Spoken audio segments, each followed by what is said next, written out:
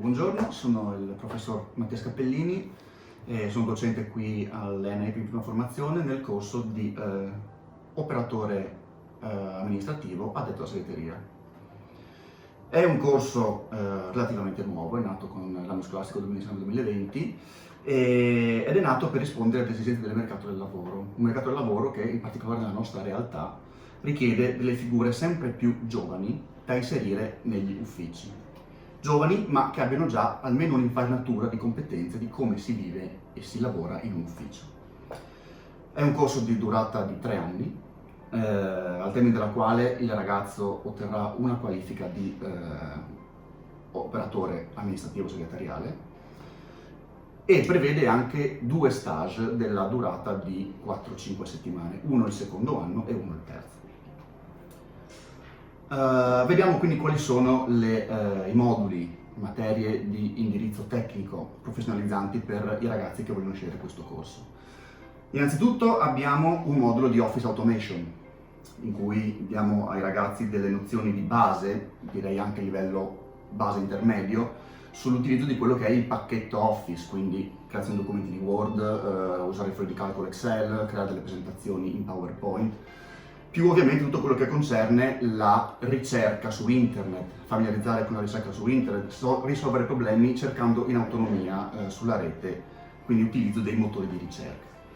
Abbiamo poi un modulo piuttosto corposo di documenti contabili, quindi nozione aziendalistico-contabile, si va a parlare di fatturazione, di documenti di trasporto, contabilità IVA, qualche rudimento di ragioneria, bilancio, partita IVA e di finanza, banalmente saper applicare un interesse e uno sconto.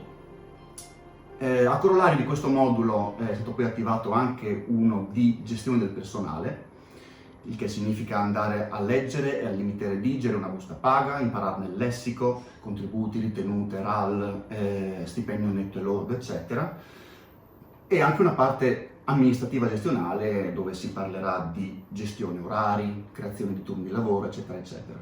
Infine, il modulo dove io insegno, quello di comunicazione aziendale. Anche qui andiamo a imparare cos'è un'azienda, come si struttura la sua gerarchia, chi sono i principali attori e interlocutori in un contesto aziendale e come rapportarsi ad essi.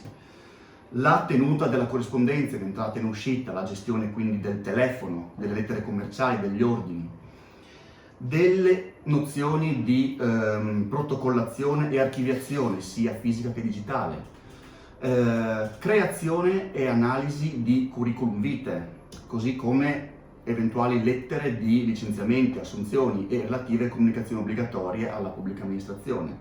E infine qualche rudimento di marketing, cos'è un logo, cos'è un'insegna, cos'è una campagna pubblicitaria, eccetera, eccetera. A chi è rivolto questo corso? Beh, questo è un corso che è rivolto a quei ragazzi che sono interessati all'azienda, a vivere l'azienda dal punto di vista organizzativo, amministrativo, ad organizzare il lavoro altrui e degli altri, e che non sono spaventati dall'idea di farsi come amico un PC e passarci quindi moltissimo tempo davanti. Inoltre anche quelli che sono molto interessati all'aspetto comunicativo dell'azienda, quindi a come si vive all'interno di un'azienda. A questo proposito si è pensato anche di effettuare delle simulazioni, una sorta di roleplay in cui simuliamo la vita all'interno di un ufficio, con assunzione di ruoli specifici e una sorta di gioco collettivo in cui ci si cala nella vita aziendale, nell'ufficio aziendale. Questo è quanto, grazie per l'attenzione.